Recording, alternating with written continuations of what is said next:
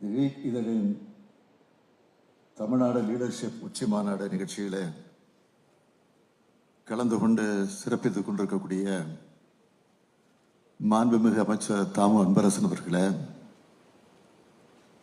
ஒன்றிய முன்னாள் அமைச்சர் என்னுடைய பேரன்பிற்குரிய நாடாளுமன்ற உறுப்பினர் ப. சிதம்பரம் அவர்களே, தென் சென்னை நாடாளுமன்ற உறுப்பினர் தமிழச்சி தங்கபாண்டியன் உள்ளிட்ட சிறப்பு விருந்தினர்களே, தி வீக் இதழின் இயக்குனர் திரு ரியாத் மேத்யூ அவர்களே, தலைமை நிலை ஆசிரியர் திரு ஹர்ஷா மேத்யூ அவர்களே, முதன்மை செய்தி ஆசிரியர் திரு ஸ்டான்லி தாமஸ் அவர்களே, துவக்கத்தில் அனைவரையும் வரவேற்று மகிழ்ந்திருக்கக்கூடிய தலைமை நிலைய செய்தியாளர் திருமதி லட்சுமி சுப்பிரமணியம் அவர்களே, பொருளாதார ஆலோசனை குழு உறுப்பினர் திரு அரவிந்த் சுப்பிரமணியம் அவர்களே, வருகை தந்திருக்கக்கூடிய அன்புக்குரிய மாணவர்களே, அரசு உயர் அலுவலர்களே, பத்திரிகை மற்றும் ஊடகத்துறை சார்ந்த நண்பர்களே, உங்கள் அனைவருக்கும் என்னுடைய அன்பான காலை வணக்கம். தென்னிந்தியாவின் முன்னணி இதழாக விளங்கி கொண்டிருக்கக்கூடிய தி வீக் நடத்தக்கூடிய தமிழ்நாடு லீடர்ஷிப் சமிட் 2026 நிகழ்ச்சியில் கலந்து கொண்டு தொடக்க உரை ஆற்றுவதிலே நான் மிகுந்த மகிழ்ச்சி அடைகிறேன். திராவிட குடும்பத்தை சார்ந்த நம் சகோதர மாநிலமான கேரளத்தின் முன்னணி ஊடக குழுமமான மனோரமா குழுமத்தை தமிழ்நாட்டுக்கு நான் மனதார வரவேற்கிறேன். தமிழ்நாட்டில் நம்ம திராவிட மாடல் அரசு செஞ்சிருக்கக்கூடிய சாதனைகளையும் நிறைவேற்றி இருக்கக்கூடிய திட்டங்களையும் இந்திய அளவில் எல்லாருக்கும் கொண்டு சென்று சேர்ப்பதற்கான ஒரு மேடையை அமைத்து தந்ததற்காக முதல்ல என்னுடைய நன்றியை நான் தெரிவித்துக் கொள்ள விரும்புகிறேன். தமிழ்நாட்டுக்கான என்னுடைய கனவு என்பது தமிழினத்தின் எதிர்பார்ப்புகளை உள்ளடக்கியதுதான் என்னுடைய கனவு. நூற்றாண்டுக்கு முன்பு திராவிட இயக்கம் தொடங்கப்பட்டதிலிருந்து தமிழர்கள் காண தொடங்கின கனவு, அதை நோக்கி எங்களுடைய பயணத்தில் கடந்த 5 ஆண்டு காலம் என்பது பெரும் பாய்ச்சலை கண்டிருக்கு. எல்லா துறைகளையும் ஆல்ரவுண்டராக உயர்ந்திருக்கிறோம். எல்லா பகுதிகளிலையும் பரவலான சமச்சீரான எல்லோருக்குமான வளர்ச்சியை எங்கள் திராவிட மாடல் ஆட்சியில் சாதித்து காட்டியிருக்கிறோம். தமிழ்நாட்டில் உள்ள ஒவ்வொருத்தரும் தங்களுடைய பகுதியில் தங்களுடைய வீட்டில் எந்த அளவுக்கு முன்னேற்றம் வந்திருக்குன்னு கண்கூட பார்க்குறாங்க. அதனால தான் ஆட்சிக்கு ஆதரவான அலை வீசுது. தொடர்ந்து நீங்கள் எங்களோட திட்டங்கள் எல்லாம் பார்த்துக்கிட்டு இருக்கிறீங்க. அரசு பள்ளி மாணவர்களை உலக அளவில் முன்னணி உயர்கல்வி நிறுவனங்களுக்கு அனுப்புகிற மாடல் ஸ்கூல்ஸ், விமான நிலையத்திற்கு இணையான பேருந்து நிலையங்கள், உயர் சிறப்பு மருத்துவமனைகள், மினி ஸ்டேடியம்ஸ், ஏழைகளுக்கு தரமான குடியிருப்புகள், இப்படி ஒவ்வொரு செக்டார்லையும் நாங்கள் சாதனைகளை பார்த்துக்கிட்டு இருக்கீங்க. நாங்கள் சிறப்பாக செய்து கொண்டிருக்கிறோம். தொழில் வளர்ச்சி எடுத்துக்கிட்டால் தமிழ்நாட்டில் உள்ள எல்லா வட்டாரத்திலையும் புதிய தொழில் முதலீடுகள் மூலமாக முன்னணி நிறுவனங்களின் தொழிற்சாலைகள் தொடங்கப்பட்டு வேலைவாய்ப்புகள் தொடர்ந்து வழங்கி கொண்டிருக்கிறோம். தமிழ்நாடு வரலாற்றில் இதுவரை இல்லாத அளவுக்கு வீட்டுமனை பட்டாக்களை மக்களுக்கு வழங்கியிருக்கிறோம். மருத்துவத்துறை எடுத்துக்கிட்டால் மக்களை தேடி மருத்துவம், இன்னுயிர் காப்போம் நம்மை காக்கும் 48, நலம் காக்கும் ஸ்டாலின், இலவச கருப்பை வாய் புற்றுநோய் தடுப்பூசின்னு எங்களுடைய திட்டங்களை இங்கே இருக்கக்கூடிய மருத்துவர்கள் தொடங்கி ஐநா அமைப்பு வர எல்லோரும் பாராட்டுறாங்க. கூட்டுக்குடிநீர் திட்டங்கள் மூலமாக 75 லட்சம் வீட்டு இணைப்புகள் வழங்கப்பட்டு 3 கோடி மக்கள் பயன்பெற்று இருக்கிறாங்க. தமிழ்நாடு முழுக்க பெரிய பெரிய மேம்பாலங்கள், பல்வேறு நகரங்களை இணைக்கக்கூடிய நெடுஞ்சாலைகள் போடப்பட்டிருக்கு. கிராம சாலைகளை மேம்படுத்தி இருக்கிறோம்.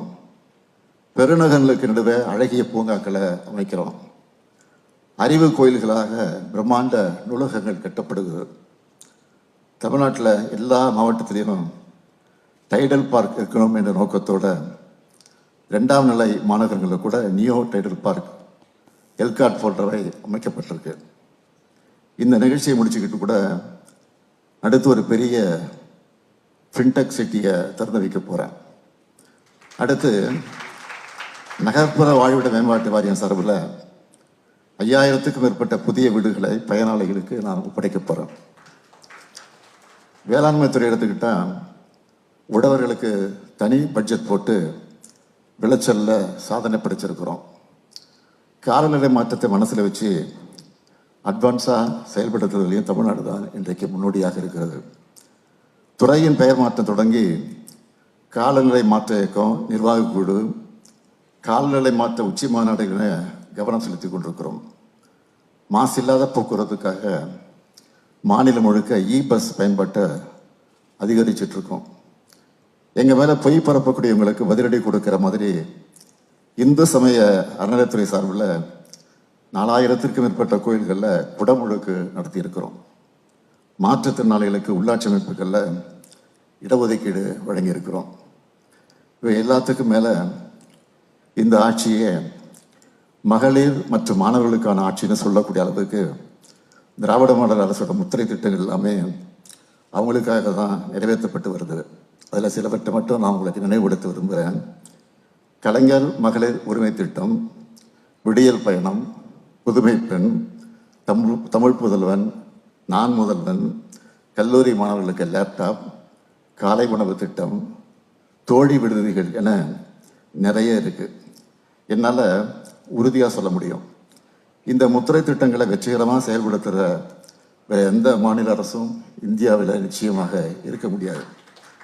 ஆனால் சின்ன குளறுபடி குழப்பம் கூட இல்லாமல் தேவையானவங்களுக்கு கிடைக்கிற மாதிரி நீட்டாக செயல்படுத்திக்கிட்டு இருக்கோம். இதெல்லாம் யாரும் மறைக்கவோ மறுக்கவோ முடியாது. எல்லாமே கான்கிரீட் டெவலப்மெண்ட். அதனால தான் இதையெல்லாம் கண்கூடாக பார்க்கலாம்னு முதலையே சொன்னேன். அடுத்து நம்பர்ஸுக்கு வரேன். நாங்கள் இப்படி ஆல்ரவுண்டராக அடித்து ஆடுற காரணத்தினால தான் இந்தியாவிலே பொருளாதார வளர்ச்சியில் நம்பர் 1 மாநிலம்னு தமிழ்நாடு அப்படின்னு ஒன்றிய பாஜக அரசே பாராட்டு சொல்லியிருக்கு. நம்பர் 1 மாநிலம் மட்டும் இல்லை, இரட்டை இலக்க வளர்ச்சியை எட்டுன ஒன் அண்ட் ஒன்லி மாநிலமும் நம்முடைய தமிழ்நாடு தான். பொருளாதார வளர்ச்சியிலே மட்டும் இல்லை, ஹியூமன் டெவலப்மெண்ட் இண்டெக்ஸ்லையும் இந்தியாவின் முதன்மை மாநிலமாக தமிழ்நாடு என்பதுதான் எங்களுடைய பெருமைக்குரிய தனித்தன்மையாக விளங்கி கொண்டிருக்கிறது. இந்தியா முழுக்க பாஜக ஆளுகிற மாநிலங்களில், அதாவது டபுள் இன்ஜின்னு அவங்க சொல்கிற டப்பா இன்ஜின் ஓடுற மாநிலங்களில் இப்படி ஒரு வளர்ச்சியை காட்டிட முடியுமா? முடியவே முடியாது. அவங்க பண்ணுறதெல்லாம் வன்முறை, வெறுப்பு பேச்சு, பிற்போக்குவாதம். இதுக்கு அப்படியே நேர்மாறான முற்போக்கு அரசு எங்கள் திராவிட மாடல் அரசு.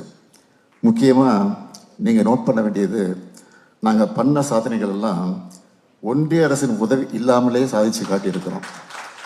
இன்னும் சொல்லப்போனால் அவங்களுடைய நெருக்கடிகளை மீறி சாதிச்சிருக்கிறோம். 2021ஆம் ஆண்டிலேயே 10 ஆண்டுகளுக்கான விஷனோட தான் நான் வந்தேன். ஸ்டாலினின் 7 உறுதிமொழிகள்னு 2031 வரைக்குமான தொலைநோக்கு குறிக்கோள்களை சொல்லிட்டு தான் முதலமைச்சராக நான் பொறுப்பேற்றேன். நான் நினைச்சதை விட அதிக வேகத்தில் அதை நோக்கி பயணிச்சுட்டு இருக்கிறோம். அண்மையில் வெளியான மாநில பொருளாதார அறிக்கையை கூட அதைத்தான் சொல்லுது.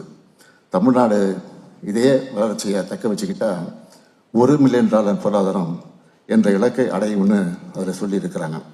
அதனால் என்னோட விஷனை ரியாலிட்டியாக மாற்றுறதுக்கு அடுத்த 5 ஆண்டுகளும் இதே மிஷன் மூடில் நாங்கள் உழைப்போம். என்னை பொறுத்தவரை மக்களின் தேவையறிந்து திட்டங்களை நிறைவேற்றியிருக்கிறேன். மக்கள் சொல்லுகிற குறைகளை மட்டும் இல்லை, எதிர்க்கட்சியை சொல்லக்கூடிய குறைகளையும் காது கொடுத்து கேட்டு அதை சரி செய்கிறேன். நேற்று மதுரை வந்த மாண்புமிகு பிரதமர் மோடி அவர்கள் மதுரை வாயில் துறைமுக மேம்பால பணிகள் தாமதம் குறித்து குற்றச்சாட்டி அதை குறிப்பிட்டு பேசியிருக்கிறார். அவர் கூட்டணி வச்சிருக்கக்கூடிய அதிமுக தான் இந்த திட்டம் வரக்கூடாதுன்னு ஏற்கனவே தடை வாங்கினாங்க, வழக்குன்னு வாதாடினாங்க. இந்த பணிகள் நாங்கள் இந்த ஒன்றிய அரசுகிட்ட சொல்லி இப்போ தான் தொடர்ந்து நடந்துக்கிட்டு இருக்கு. திமுக ஆட்சி என்றால் வளர்ச்சி, வளர்ச்சி என்றால் திமுக ஆட்சி. இது தமிழ்நாட்டு மக்களுக்கு நன்றாக தெரியும். இருந்தாலும் பிரதமர் மோடி அவர்களுக்கு சொல்ல சாதனைகள் இல்லாத காரணத்தால் தான் தேர்தல் நேரத்தில் பொய்யை அவிழ்த்து விட்டு இருக்கிறார். இதை விட பெரிய காமெடியும் நேற்று மேடையில் அவங்க பேசும்போது நடந்துச்சு. என்னன்னா, பழனிசாமி அவர்கள் அதிமுக ஆட்சி அமைக்கும்னு சொல்றார்.